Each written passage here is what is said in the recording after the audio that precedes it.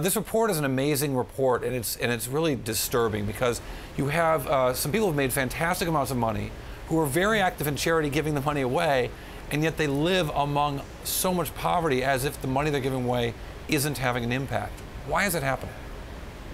Well, first of all, what we found in our study is a lot of these wealthy individuals, and it's a huge continuum of millionaires and billionaires, 76,000 of them, as you said, they aren't really aware of the local needs. It's hard to imagine when often these two separate groups of people are living blocks or miles apart, often separated by a freeway. But the first issue is really about awareness, understanding that poverty is happening in their own backyard.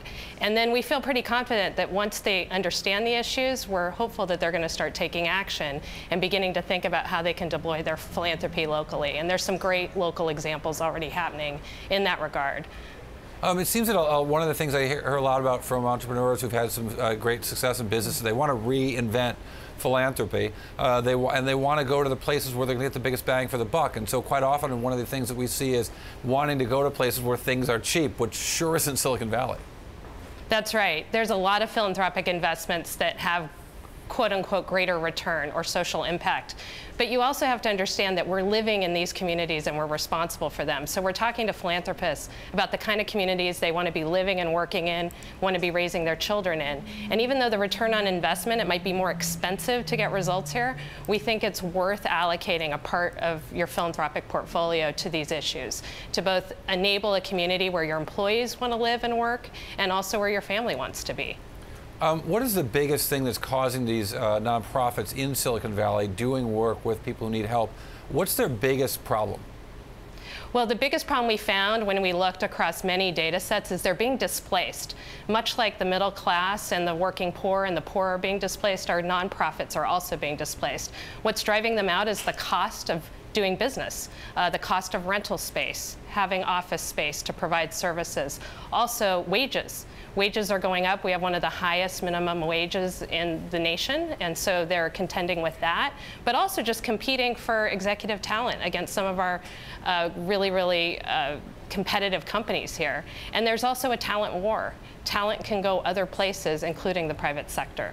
So they're being displaced in all those ways and literally often can't afford to operate and serve the populations here, even though those populations are growing and demand for their services are increasing. We've seen a couple of high-profile examples of these donor-advised funds where a donor like Nick Woodman, the CEO of GoPro, puts a bunch of stock into a fund that he sort of can direct what they want to do with it.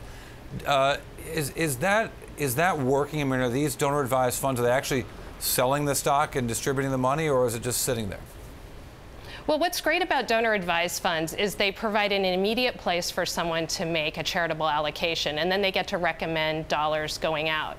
And those accounts actually have pretty impressive statistics. In Silicon Valley, people are spending and allocating up to 30% of those accounts annually, which is much larger than the 5% required of private foundations. So I'm pretty excited about donor-advised funds because they provide an immediate way for people to get involved in philanthropy, and then they can take their time and to figure out where it break. goes.